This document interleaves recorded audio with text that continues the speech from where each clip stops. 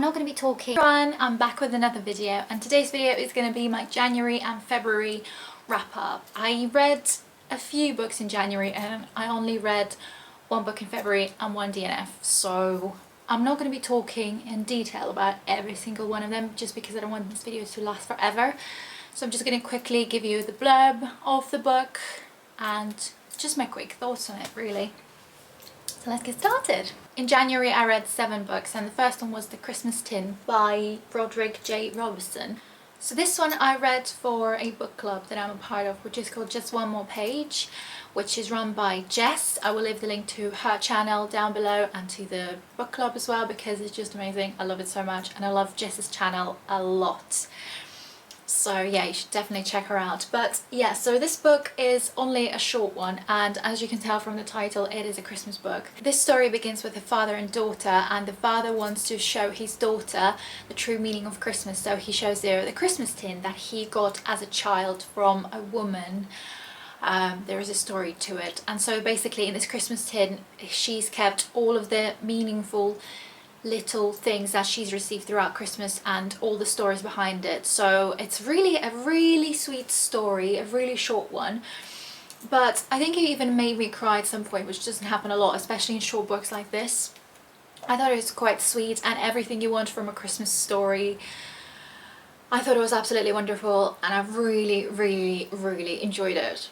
The second book that I read was The Incorrigible Children of Ashton Place, The Mysterious Howling by Mary Rose Wood. And this one is the first book in the Encourageables children series, I believe.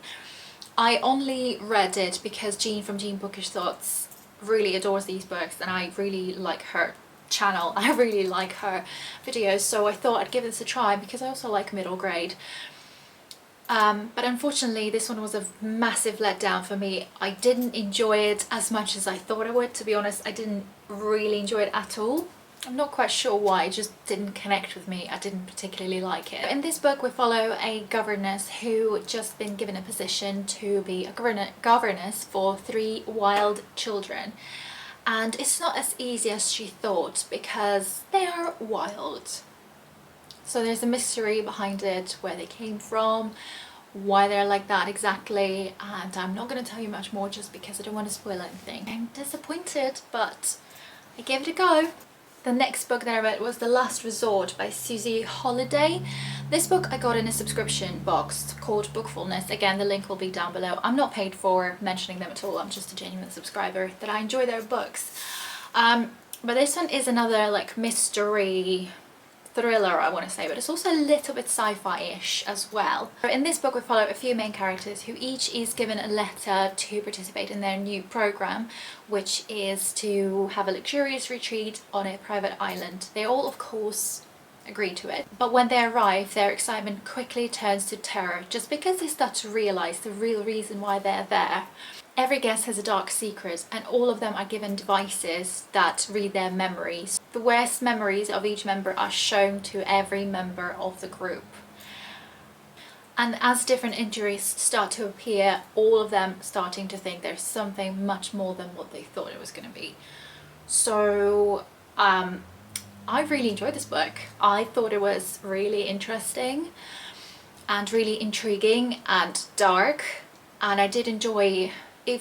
Flicks between different perspectives, which keeps the story fresh also. But it was creepy at times. But yeah, it was good. I really enjoyed it.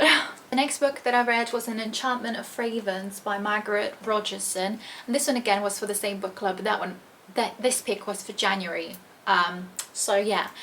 In January we were reading fantasy, and this one is a standalone fantasy, which is kind of a short one. In this book we follow our main character Isabel, who paints portraits for fair folk. One day she's given a task to draw a portrait of the Autumn Prince, and she makes a fatal mistake. She draws an emotion, a human emotion on his face, and now she's in trouble. So now Rook, the prince, is taking her away to his kingdom for her to pay the price, but they're being attacked from every side and they seem to slowly start to fall in love with each other, which is forbidden in the fair folk. So this book, I enjoyed it a lot more than I thought I would, to be honest. I found the writing style especially so beautiful, so mesmerizing, to the point that I just couldn't stop reading because I just wanted to keep reading those beautiful words, those beautiful sentences. It was beautiful. The plot was interesting to me. There were a couple of bits that I wasn't quite sure about, like the romantic bit in general. It wasn't, I don't know, I just didn't feel it right. But I really enjoyed the book in general, so it was a nice experience reading this book. The next book that I've read is Christmas at Rachel's Pudding Pantry by Caroline Roberts, and this one is a sequel to Rachel's Pudding Pantry, which I read last year, and this one was one of my favourite books of 2019, I want to say, even. I think it was. I really enjoyed this book, so I was kind of apprehensive going into this book because I just thought, what if I don't like it? What if I don't like it? And I was kind of right. So as you can probably guess, it's a kind of a romance novel. Whilst the first one was more about the story of the girl who lives on a farm, who has to take care of the farm, of her mum and also her 5-year-old daughter, and finding her place, let's say. And there was obviously a little bit of romance as well, but it was much more gentle, let's say. It was in the main part of the story.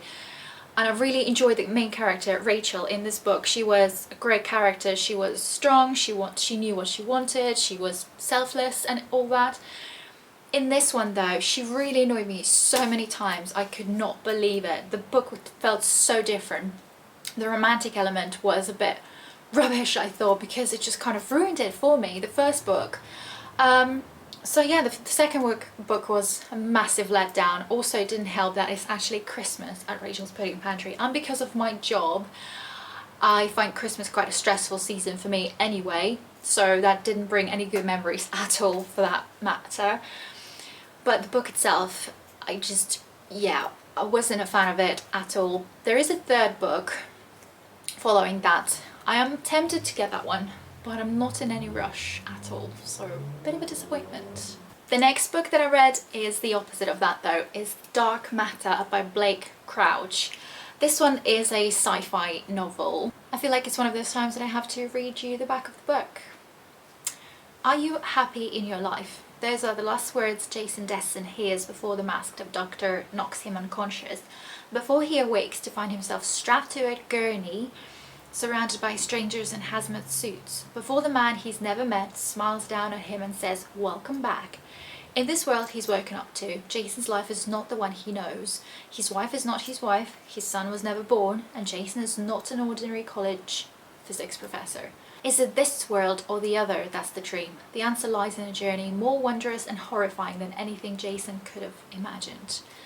This book was mind-blowing and amazing. It was much more than I thought it was going to be. It was a little bit, I feel like, graphic and unnecessary, unnecessarily violent in places, but in general I really loved the plot of this book. It was fascinating, it was amazing, there were twists and turns I feel like every time. It was just amazing. I've really enjoyed this book. And I also read another book by this author, Recursion, which I really enjoyed as well. I think I do prefer this one. It really expands your mind and makes you think of different things that you never thought of before, and potentially also in a different way that you never thought of it before. At least that happened to me. And I do want to read more books by this author just because it was so good. The last book that I read in January was Quidditch Through the Ages by J.K. Rowling. This one is a massive book, but it also has a lot of different illustrations, different bits and bobs in the book. So yeah, I got this for Secret Santa from work, and yeah, I enjoyed it a lot. It's just Quidditch Through the Ages, which is like a history of Quidditch. It gives you a lot of information on Quidditch history, and there are beautiful illustrations throughout the book. So yeah, that was January. Now moving on to February. Like I said, I only read one book in February and one DNF. I fell into a massive reading slump in February, so I was in the middle of a few books, which some of them you will see in my March wrap up, hopefully. But the only book that I finished was What Cats Want by Dr. Yuki Hattori, Japan's leading cat doctor. So this one is essentially an illustrated guide for truly understanding your cat. This is a non-fiction book, but it's got a lot of cute illustrations.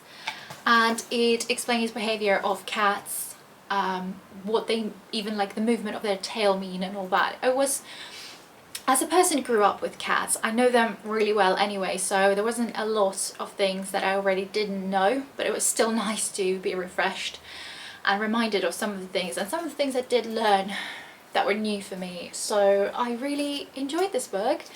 It was fascinating. Obviously all of the illustrations just made it so much cuter. I really liked all of the illustrations.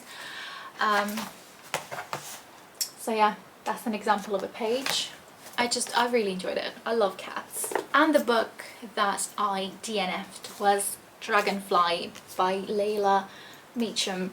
This was another book club pick, but that one was for February, and I really wanted to read it. It is a historical fiction, World War II historical fiction. In fact, it is a spy story.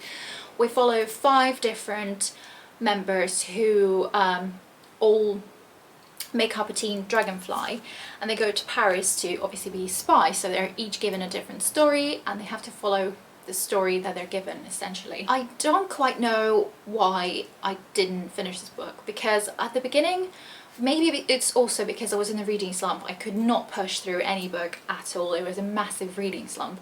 But then I realised later on, also when I was about 150 pages in, when the story already started to go, I think the fact that I was so disconnected from so many different characters, there were 5 of them to follow, and I feel like I was just so disconnected that I didn't care what was happening to them, what would happen to the story. I wanted to find out, but at the same time, every time I thought of picking this book up, I just thought, no, I can't do it. So I just decided in the end to just give up, because I also didn't manage to be in the live show at the end of the month because I didn't finish it on time. I normally really enjoy World War II historical fiction, but this one, it just wasn't. I think it might have been the fact, if we were following one character, I might have enjoyed it more.